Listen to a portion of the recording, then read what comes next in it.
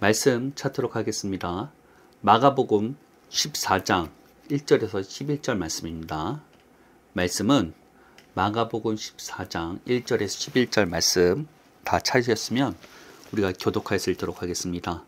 이틀이 지나면 유월절과 무교절이라 대제사장들과 서기관들이 예수를 흉계로 잡아 죽일 방도를 구하며 이르되 밀란이 날까 하노니 명절에는 하지 말자 하더라. 예수께서 베다니 나병 환자 시몬의 집에서 식사하실 때 한 여자가 매우 값진 향유 곧 순전한 나두 한 옥합을 가지고 와서 그 옥합을 깨뜨려 예수의 머리에 부으니 어떤 사람들이 화를 내어 서로 말하되 어찌하여 이 향유를 허비하는가. 이 향유를 300데나리온 이상에 팔아 가난한 자들에게 줄 수 있었겠도다 하며 그 여자를 책망하는지라. 예수께서 이르시되 가만두라. 너희가 어찌하여 그를 괴롭게 하느냐. 그가 내게 좋은 일을 하였느니라. 가난한 자들은 항상 너희와 함께 있으니 아무 때라도 원하는 대로 도울 수 있거니와 나는 너희와 항상 함께 있지 아니하리라. 그는 힘을 다하여 내 몸에 향유를 부어 내 장례를 미리 준비하였느니라. 내가 진실로 너희에게 이르노니 온 천하에 어디서든지 복음이 전파되는 곳에는 이 여자가 행한 일도 말하여 그를 기억하리라 하시니라. 12 중에 하나의 가룟 유다가 예수를 넘겨주려고 대제사장들에게 가매 함께 읽겠습니다. 그들이 듣고 기뻐하여 돈을 주기로 약속하니 유다가 예수를 어떻게 넘겨줄까 하고 그 기회를 찾더라. 아멘. 오늘 말씀은 어떤 목적으로 예수님을 따릅니까? 라는 제목으로 말씀을 선포하고자 합니다. 오늘 본문은 여러 가지 사건들이 담겨져 있죠. 처음 1절에서 2절까지는 종교 지도자들이 어떻게 예수님을 잡아서 죽일까라는 이런 의논들이 있는가 하면 3절부터 9절까지는 옥합을 깨트리는 한 여인의 헌신이 담겨져 있습니다. 그리고 마가복음 14장 10절에서 11절까지는 예수님을 배신하기 위해서 종교 지도자들을 찾아가는 가룟 유다의 모습이 나오게 됩니다.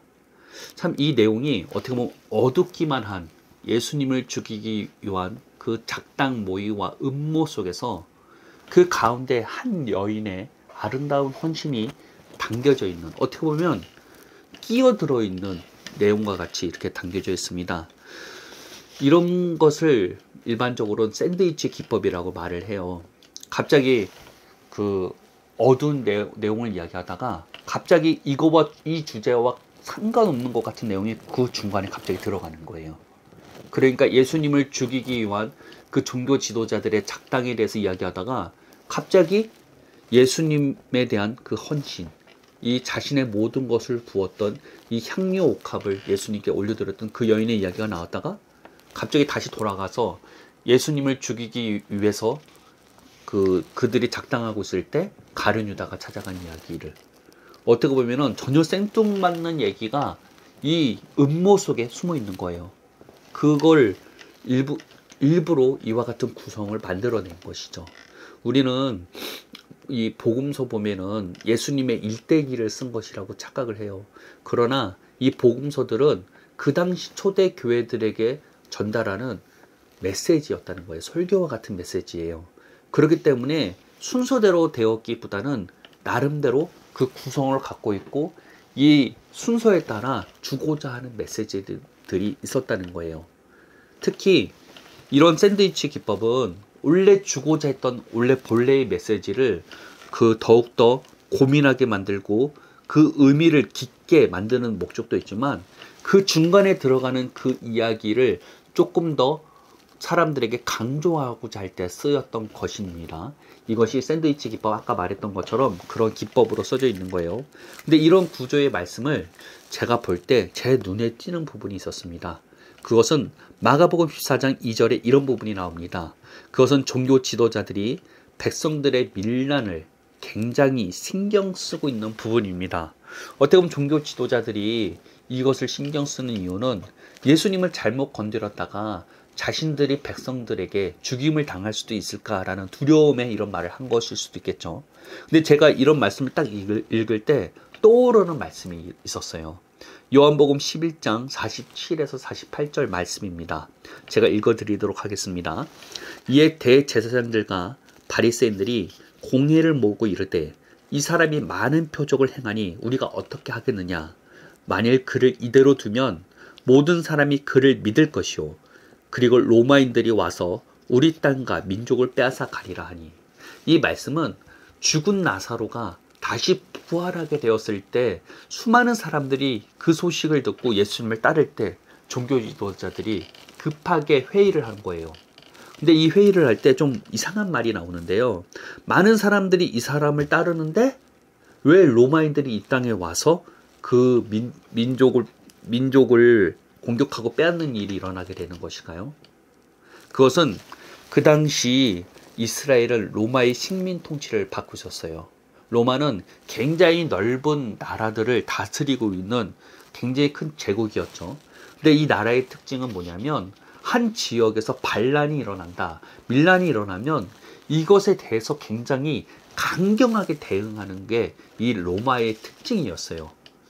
이 강경하게 대응하는 게 오늘날 우리는 좀 이해가 잘 안 가죠. 우리는 뭐 이렇게 시위하다가 막 경찰들이 방패로 그냥 맞고 함부로 건들거나 때리지 못하지만 이때는 그 나라가 착살날 수 있는 상황인 거예요. 나라가 멸망당할 정도로 강력하게 대응해 버리는 것이죠. 그러니까 함부로 이렇게 밀란이나 이런 것을 일어나는 게 굉장히 두려웠던 거예요. 그런데 그 당시 사람들은 메시아에 대해서 잘 이해하지 못하고 있었어요. 우리는 메시아 하면은 우리를 위해서 희생당하신 예수님을 생각하지만 그 당시 사람들이 생각하는 메시아는 다윗 왕과 같은 영웅, 정치적인 영웅이 나타나서 자신들을 로마의 식민 지배에서 구원해줄 영웅, 히어로로 생각하고 있었던 거예요. 그러니까 예수님이 죽은 사람을 살림으로 말미암아 많은 사람들이 모였다는 건 많은 사람들이 예수님을 메시아로 이해하고 있었다는 거죠. 즉 예수님을 통해서 로마 정부에게 대항하게 되면 바로 로마 정부가 이스라엘을 멸망시킬 것이라는 걱정이 담겨져 있다는 거예요. 예수님을 죽이려고 하는 그들의 목적이 사실은 자신들의 나라를 지키기 위한 명목이라는 거예요. 그런데 우리가 곰곰이 생각해 보면 이 종교 지도자들이 정말로 예수님이 이런 정치적인 메시아로 생각하고 있었을까요? 정치적인 왕으로서 이스라엘을 구원해줄 이런 영웅으로 이 종교 지도자들이 생각하고 있었을까요? 절대 그렇지 않다는 거예요. 그들의 종교 지도자들은 항상 예수님을 테스트해 왔어요. 예수님이 어떤 분인지, 어떤 메시아인지 사람들을 보내서 체크했다는 거예요. 그 말은 예수님께서 자신들이 생각하고 있던 메시아와는 전혀 다른 모습을 보이고 있었다는 거예요. 정말로 다윗 왕과 같이 영웅적인 사람이 나타나서 백성들을 모으고 로마에 대항하는 그런 왕이 아니라는 걸 종교 지도자들이 너무나 잘 알고 있었다는 거예요. 그리고 더 나아가 이 종교 지도자들은 예수님을 메시아로 인정하지를 않았어요. 예수님의 출신 성분을 갈릴리 사람으로 알고 있었기 때문에 예수님 자체가 자신들이 바라고 기다리고 있었던 메시아가 아니었다는 것을 알고 있었다는 것이죠. 그럼에도 불구하고 사람들이 예수님을 통해서 모이고 그 이걸 통해서 로마의 공격을 받게 된다는 말을 한다는 건 사실상 예수님을 죽이기 위한 자기들이 갖고 있는 명목일 뿐이지 실상은 아니라는 것이죠. 실상은 예수님이 자신들의 자리를 위협하니까 죽은 사람을 살리는 그 예수님이 자신들의 열매 없는 것을 심판하는 메시지를 선포해 오셨고 성전에 들어가셔서 막 엎으시잖아요. 자기들이 했던 것들에 대해서 반대되는 말들을 하니까 자기들의 위치가 굉장히 위태롭잖아요. 근데 그 사람이 죽은 사람까지 살려버려. 그러면은 사람들이 자신들을 믿지 않으니까 사람들이 자신들을 세워주지 않으니까 예수님을 제거하려고 명목상으로 민족과 나라를 위해서라는 것을 명목으로 예수님을 죽이려고 작정했던 것뿐이라는 거예요. 그들은 어떻게 보면 사람들 앞에 굉장히 신실한 모습으로 자기를 꾸밀지 몰라요. 많은 사람들 앞에서 자신을 나타나기를 좋아하는 그들의 특성상 그 사람들 앞에서 자기를 드러내고 거룩한 척하고 신실한 척하지만 그들 안에는 하나님을 섬기고자 하는 마음이 없었고 오히려 자기들의 이익과 자기들의 그런 욕구를 채우고자 하는 마음밖에 없었다는 거예요. 예수님을 죽이고자 했던 그 동기 자체가 이 나라를 구원하기 위한, 어떻게 보면은 로마의 위협으로부터 자신들을 구원하기 위한 목적 자체가 아니었다는 거예요. 이거는 핑계였을 뿐이고 오로지 자기들의 이익을 위해서, 자기들의 그 부귀 영화를 위해서 예수님을 죽일 목적밖에 없었다는 거예요. 그런데 그런 부분에서 따지면 가룟 유다도 마찬가지였죠. 그 당시 예수님의 제자들 역시도 메시아를 정치적인 메시아로 생각을 하고 있었어요. 다윗과 같은 영웅이 와서 자신들을 구원해 줄 것이라고 생각을 했던 것이에요. 그래서 제자들의 모습을 보면 좀 이상한 모습들이 많이 나오죠. 자기들끼리 누가 높냐 이걸로 싸우는 거예요. 왜? 나중에 예수님께서 세우는 그 나라에서 누가 더 높은 직위에 올라갈지에 대해서 서로가 미리 김칫국물을 마시고 막 싸우는 거예요. 그런데 실상 예수님을 만나보고 예수님이 하시는 행동들을 보면 자신들이 생각했던 메시아의 모습이 아닌 거예요. 가룟 유다가 봐도 사람들을 모아서 로마에게 대항해야 되는데 예수님은 전혀 다른 모습을 보이고 있었다는 거예요. 죽은 사람을 살리고 여러 가지 기적들을 일으키면서 영적인 이야기만 할 뿐이지 그런 가룟 유다가 기대하는 메시아의 모습이 아니었던 거예요. 그도 예수님을 통해서 새로운 이스라엘을 꿈꿨겠죠. 예수님을 통해서 다시 한번 다윗 왕과 같은 영광, 솔로몬 때와 같은 영광이 이스라엘에게 임하기를 바랬던 것처럼 보여요. 그러나 실상 그가 자기가 생각하는 메시아의 모습이 아니자 은하 30에 예수님을 팔아버리죠. 그러한 그의 행동을 통해서 그의 동기가 드러난 것이었어요. 예수님을 통해서 자기가 성공하고 부유하고 싶었을 뿐이지 그 자신의 목적이 이루어지지 않자 예수님을 팔아버리는 게 가룟 유다를 통해서 나와버렸다는 거예요. 그런데 이 가룟 유다뿐만 아니라 종교 지도자들은 겉으로는 어떻게 보면은 공공의 이익을 말하고 겉으로는 하나님의 나라 아름다운 것들을 말하지만 실상 그들의 안에 숨은 동기는 자신들의 이익과 자신들의 목적을 위해서만 행동했던 게 이 종교 지도자들과 가룟 유다였다는 거예요. 근데 그들과 대비되게 이 여인은 어땠습니까? 자신이 가지고 있는 이 향유 옥합 300데나리온의 값어치를 갖고 있는 그것을 예수님의 머리에 부어요. 이 여인은 마가복음에서 나오지는 않지만 나사로의 동생 마리아였죠. 죽은 자가 살아났던 그 나사로의 동생 마리아예요. 예수님을 맞이하기 위해서 그 마르다 언니가 막 음식을 준비하고 분주할 때 예수님의 발치 앞에서 예수님의 말씀을 사모함으로 들었던 그 마리아입니다. 그 마리아가 예수님의 머리에 향유 300데나리온의 값어치를 부어버린 거예요. 300데나리온은 노동자 1년치 품삯 정도가 돼요. 적은 돈이 아닙니다. 굉장히 큰 돈이에요. 오늘날로 따지면 우리 연봉이라고 말할 수 있죠. 자기 연봉을 한꺼번에 머리에 부어버린 것과 똑같은 거예요. 왜 그런 일을 행했을까요? 예수님께서 평소에 자신의 죽음에 대해서 계속해서 이야기하고 다니셨죠.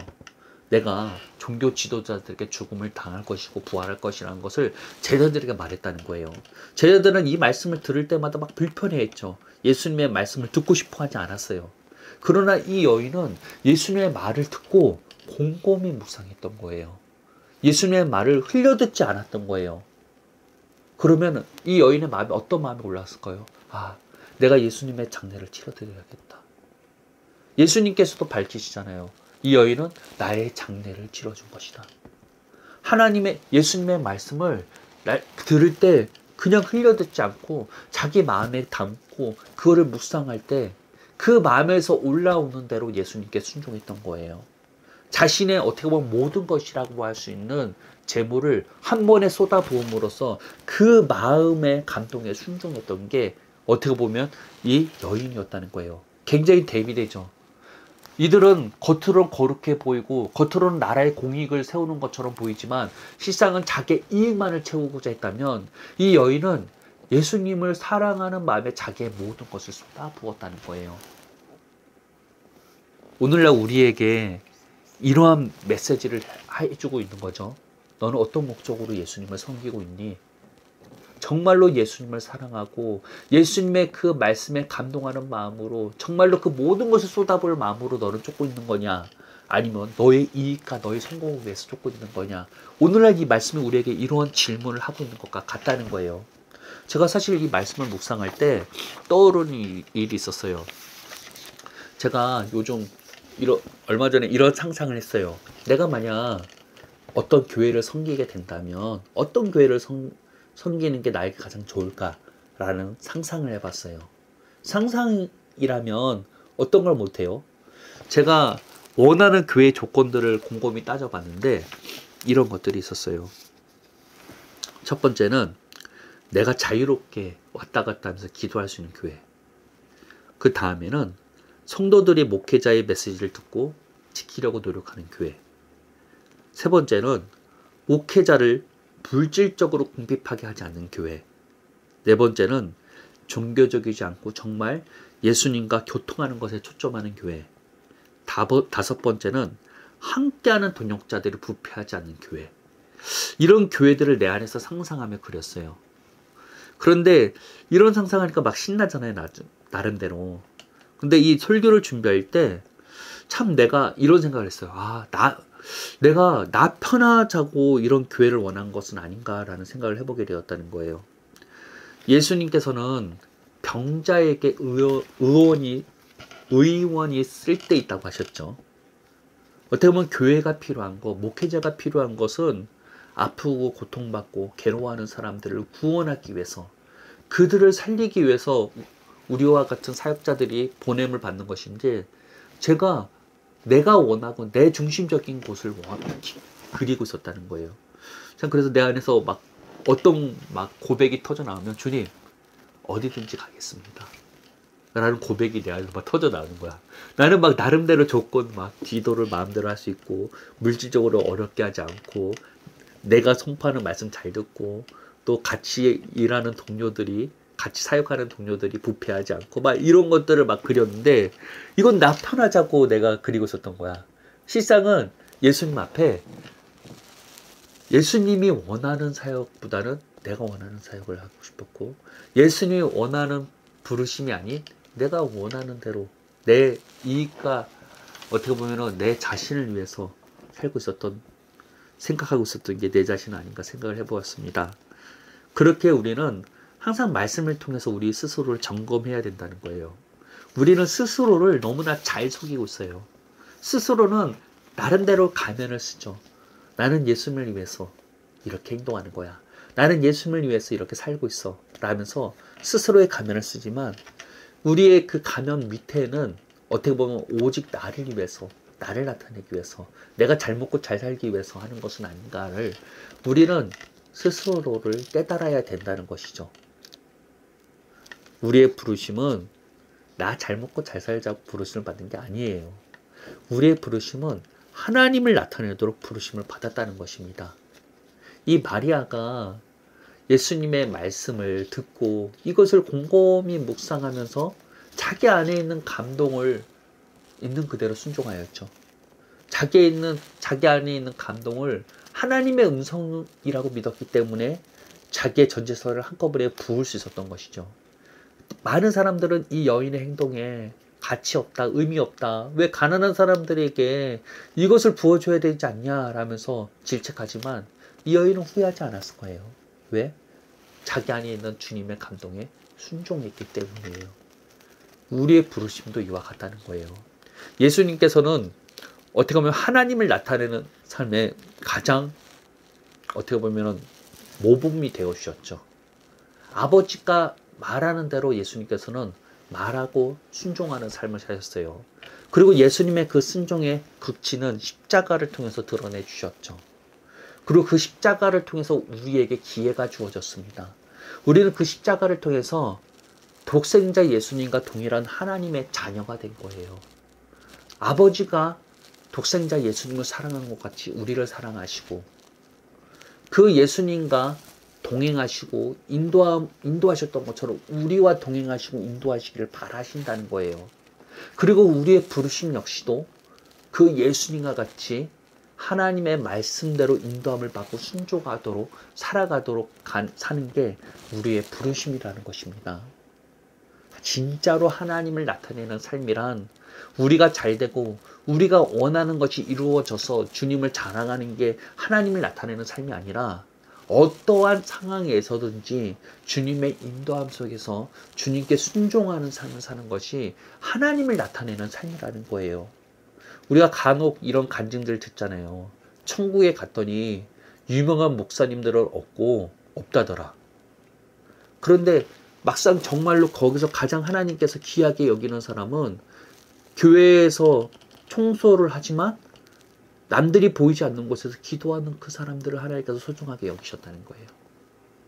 우리가 어떻게 보면 세상에서 드러나지 않고 보이지 않는다 할지라도 우리가 있는 위치에서 주님의 음성을 듣고 그분의 인도함을 받을 때 주님께서는 그것을 귀하게 여기시고 너가 나를 나타내고 있구나 라고 말씀하신다는 거예요. 모든 사람들이 보이는 곳에서 영화롭게 하나님을 자랑하는 것을 하나님께서 기뻐하는 게 아니라 모든 사람이 보지 않는 골방과 같은 곳에서 주님의 말씀에 반응하여서 순종하는 사람들, 주님의 말씀에 반응하여서 주님의 말씀대로 말하는 사람들을 주님은 너가 나를 영화롭게 하고 있구나 라고 말하고 있다는 거예요. 하나님께서는 막 삐까뻔쩍하게 종교 지도자들처럼 막 많은 사람들 앞에서 하나님은 막 높여드리고 이런 걸 원하시는 게 아니라 하나님께서 정말로 원하시는 것은 자신의 인도함을 받고 여기에 순종하는 사람들을 바라신다는 거예요. 우리는 이 주님의 마음을 이해하고 우리 스스로를 점검해야 된다는 것입니다. 나는 정말로 무엇을 목적으로 살아가고 있는 사람인가? 나 잘 먹고 잘 살기 위해서 살아가는 사람들이라면 아무리 겉으로 아름답게 꾸민다 할지라도 종교 지도자들과 가룟 유다와 다르게 뭐가 있냐는 거예요. 우리의 부르심은 하나님을 나타내도록 부르심을 받았습니다. 우리에게 주신 그 주님의 음성에 자신의 모든 것을 쏟아부을지라도 두려워하지 않고 아까워하지 않도록 부르심을 받은 게 우리의 부르심이라는 것입니다. 우리의 부르심을 기억하시고 이제 우리 스스로가 정말로 나를 위해서 사는 삶이 아니라 그리스도를 위한 삶으로서 살아갈 수 있도록 우리 자신을 다시 한번 주님께 올려드릴 수 있는 한 주가 될 수 있도록 우리 스스로 결단하고 주님께 나아가도록 합시다. 기도하겠습니다. 하나님 감사합니다. 날마다 주님의 놀라운 그 은혜와 사랑이 우리를 여기까지 인도해 주셨습니다. 주님 감사합니다. 우리는 주님으로 말미암아 새로운 인생을 산 존재들입니다. 더 이상 나를 위해서 사는 삶에서 벗어나 주를 위해 사는 삶으로 살아가게 하여 주옵소서. 날마다 주님의 그 음성을 사모하고 주님의 인도함 가운데 순종하겠습니다. 주님 저에게 말씀해 주셔서 저희를 인도하여 주옵시고 우리에게 허락하신 그 약속의 말씀을 날마다 묵상함으로써 우리 자신이 누구인지를 날마다 깨달을 수 있는 우리들 되기 원합니다. 독생자 예수님을 사랑하신 것 같이 우리를 사랑하시는 아버지, 그 아버지 사랑을 날마다 느끼며 기뻐할 수 있는 우리를 낼 수 있도록 우리를 이끌어 가시옵소서. 이 한 주 동안 우리 스스로를 다시 한번 점검하길 원합니다. 나는 무엇을 위해 사는지, 나는 정말로 내가 먹고 사는 것에 내 마음이 빼앗겼던 것은 아닌지 다시 한번 점검하고 어떤 일을 하든지 주를 위해서 할 수 있는 우리를 낼 수 있기를 원합니다. 사람들이 보지 않는 골방 속에서라도 주님의 음성을 듣고 순종할 수 있는 우리를 되게 원하오니 주님, 우리의 삶이 정말로 주님을 영원하게 할 수 있는 삶을 살 수 있도록 우리를 이끌어 가시옵소서. 예수님의 이름으로 기도합니다. 아멘.